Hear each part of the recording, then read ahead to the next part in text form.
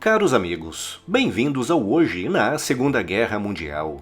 Neste vídeo falaremos sobre a vertente naval da Operação Weser Bonn, uma campanha na qual a marinha alemã perdeu quase a metade de toda a sua força naval de superfície.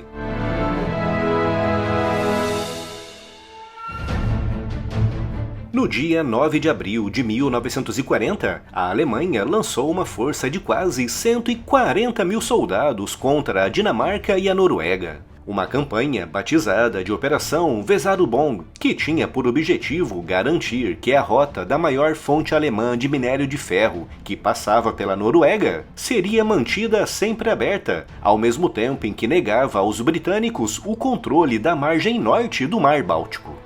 Quando olhamos o mapa, vemos que se os britânicos controlassem a Noruega e a Dinamarca, poderiam fechar o acesso ao Atlântico aos navios alemães. Como naquela época praticamente toda a marinha de guerra alemã estava em portos no Mar Báltico, isso teria um impacto desastroso no esforço de guerra de Hitler. Essa operação alemã era extremamente complexa, pois envolveria assaltos anfíbios e aerotransportados que precisavam ser coordenados ao minuto, algo que até então nunca tinha sido feito no mundo. A Luftwaffe, o Exército e a Kriegsmarine precisariam trabalhar em íntima coordenação para garantir a passagem segura dos soldados por uma região fortemente vigiada pela Royal Navy e também pela Royal Air Force, com o primeiro passo da operação tendo sido dado justamente pela Marinha Alemã, a responsável pelo transporte de pessoal, armas e munições para a Noruega. Para essa missão, a Kriegsmarine dividiu a sua força em 6 grupos, cada um dos quais destinado a uma zona de desembarque na Noruega. Para Narvik, o principal porto norueguês no norte do país, por onde passava mais de 90% do minério de ferro sueco com destino à Alemanha, a Kriegsmarine enviou 2 encouraçados, o Scharnhorst e o Gneisenau, escoltados por 10 destroyers transportando 2.000 soldados.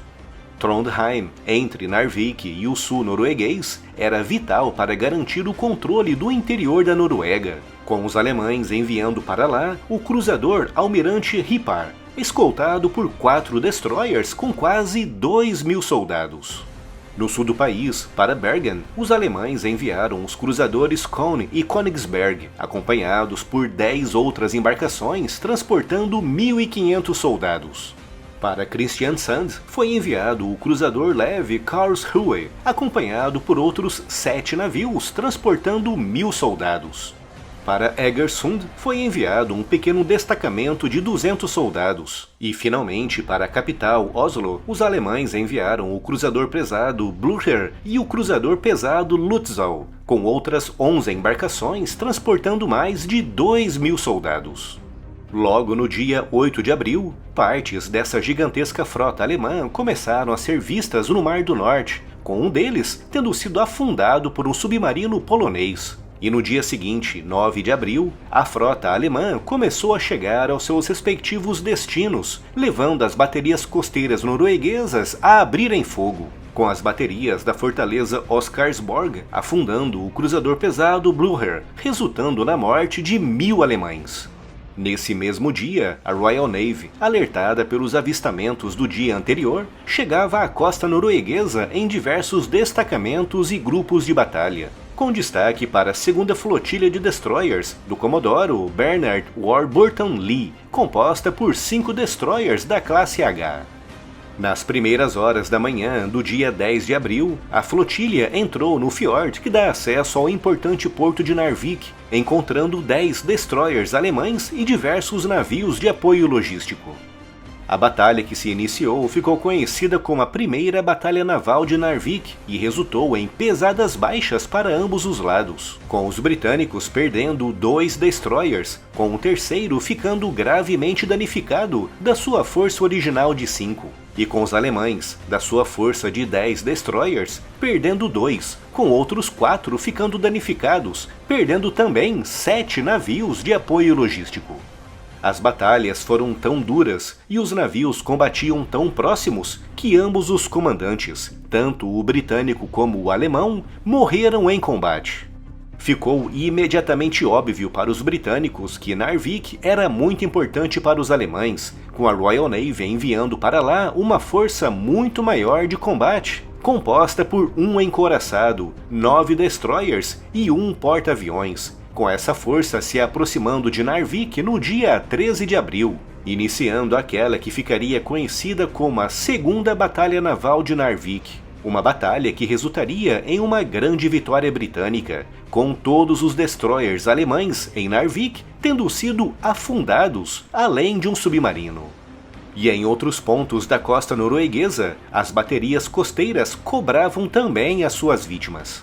O desembarque das tropas alemãs nos seus pontos pré-designados foi considerado um grande sucesso, iniciando uma batalha que se estenderia por 2 meses, resultando em junho de 1940 na vitória alemã e na conquista da Noruega. Mas o custo desse desembarque foi tremendamente pesado para os alemães, com a Kriegsmarine perdendo 10 destroyers, 3 cruzadores pesados e 4 submarinos. Todos os grandes navios alemães de guerra foram danificados nessa operação, com alguns exigindo obras de reparação que se estenderam por mais de um ano. Entre os navios de transporte logístico e de desembarque anfíbio, os alemães perderam cerca de 20. De toda a frota alemã de destroyers, mais da metade foi perdida nessa campanha, e dos 4 encouraçados alemães, um foi colocado fora de ação por toda a guerra. No espaço de apenas 2 semanas, em apenas uma campanha, a Kriegsmarine perdeu 65% da sua força de combate de superfície, com a culpa disso sendo da poderosa Royal Navy e da RAF, que se lançaram ao ataque com uma força total logo no primeiro dia do assalto anfíbio alemão contra a Noruega. Como referi, os alemães conseguiram desembarcar as suas forças e conseguiram conquistar a Noruega, mas o estrago que isso causou na marinha de guerra alemã afetou profundamente a força naval alemã de superfície, com a capacidade de combate da Kriegsmarine reduzindo-se no resto da guerra quase totalmente apenas à sua vertente submarina.